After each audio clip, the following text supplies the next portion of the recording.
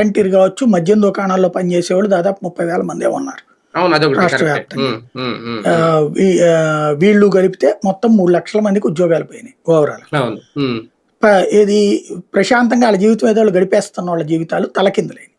ఉమ్, number 2, సచివాలయానికి సంబంధించినటువంటి వాళ్ళు తీవ్ర అవమానాలు ఫేస్ చేస్తున్నారు.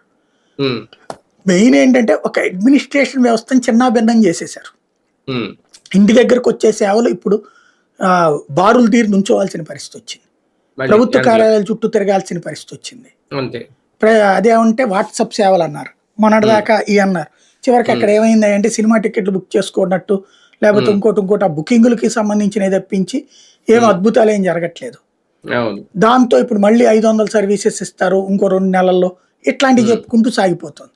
పాలనా వ్యవస్థను అస్తవ్యస్తం చేసి కొత్త వ్యవస్థ అంటూ ఇది అద్భుత వ్యవస్థ అని ప్రజల్ని నమ్మించి అయ్యేం జరగట్లేదని తెలుసు, ఏమని డిబేట్ చేస్తారు ఇప్పుడు అక్కడ? ఉమ్, ఉమ్, కాబట్టి డిబేట్ ఏం జరగకుండానే సహజంగా అద్భుతం జరిగిపోతుంది. ఇవాళ మున్సిపల్ కార్యాలయం చుట్టూ తిరగడం, కార్పొరేషన్ చుట్టూ తిరగడం, రెవెన్యూ కార్యాలయాల చుట్టూ తిరగడం, ఇదంతా ప్రజలు కోరుకుంటున్నారన్నటువంటి భ్రమలో వాళ్ళు ఉంటూ అదే విధమైనటువంటి ఫీలింగ్ని ప్రజలకు కల్పించే ప్రయత్నం చేస్తున్నారు. అదే కరెక్ట్ పాలనని.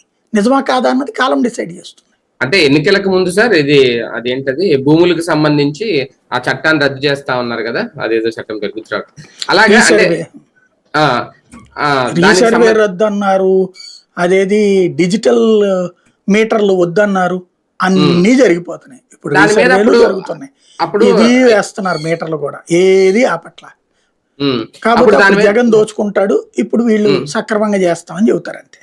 అవును, దాని మీద అప్పుడు దానివల్ల ఏంటి నష్టం ప్రజలకు అనేది ముందు చెప్పారు, ఎందుకు తీసేస్తాం మేము రాగానే. దాని మీద చాలా పెద్ద ప్రచారం జరిగిపోయింది. మన భూములన్నీ పోతాయంట, మన పొలాల మీద ఎవరో హక్కులు చేసుకుంటారు, అది ఇదని చెప్పుకొచ్చారు. మరి ఇప్పుడు ఈ వ్యవస్థని ఎందుకు తీసేస్తున్నాం, దీనివల్ల ఏంటి నష్టం, ఏంటి ప్రయోజనం ఎందుకు లేదు, ఇవన్నీ చెప్పాలి కదా. దాని గురించి ఎందుకు సైలెంట్ అయ్యారు అని జనాలకి ఎవడు పట్టించుకోడండి. ఆటిట్లో ఆ రోజున తీసుకెళ్లిన ప్రచారం నడిచిపోయింది. ఏదో బొమ్మ వేసాడు కాబట్టి జగన్ దాన్ని పెట్టుకుని దెబ్బ కొట్టగలిగారు. ఇప్పుడు రీసర్వే ఆటోమేటిక్ గా జరిగిపోతుంది. దాన్ని ఆపితే కేంద్రం ఒప్పుకోదు. ఎందుకంటే మనకి ఇప్పుడు చేతిలో ఎట్లయితే ఏటీఎం కార్డులు ఉన్నాయో అట్లాగా త్వరలో మనకి భూ కార్డులు వస్తున్నాయి, భూదార్ కార్డులు. ఇవి డిజిటల్ కార్డు అనమాట. ఇక పైన మనం రిజిస్ట్రేషన్ ఆఫీస్కి వెళ్ళిపోయి ఆ కార్డు ఇస్తే దాంట్లో మెన్షన్ చేస్తాడు, దాంట్లో ఎంత అమ్ముతున్నావు. ఇప్పుడు ఫర్ ఎగ్జాంపుల్ ఒక ఇల్లు ఉంది, 100 గజాల ఇల్లు ఉంది, 50 గజాలు అమ్మేస్తున్నాను సో వాళ్ళకి, లేకపోతే నా బిడ్డలిద్దరికి చిరో 50 గజాలు అంటే అందులో ఒక గీత ఫిక్స్ చేస్తాడు, ఇద్దరికి చిరో ఒకటి రాసి ఇచ్చేస్తాడు. అది 2 కార్డులు వస్తాయి. అప్పుడు ఈ కార్డు వాల్యూడ్ అయిపోతుంది. అది ఒక సిస్టమ్ నడవబోతుంది ఫ్యూచర్. ఇది అంతర్జాతీయంగా ఉంది. ఎందుకంటే ఓసారి భూమి కొన్నాక భారతదేశంలో 100 లిటిగేషన్, 100 కోర్టుల చుట్టూ తిరగాలి. ఎవడు ఇండస్ట్రీ పెట్టడానికి ముందుకు రావట్లా, ధైర్యం చేయాలట్లా, పెడితే కేసులు చుట్టూ కోర్టుల చుట్టూ తిరగాల్సి వస్తుంది.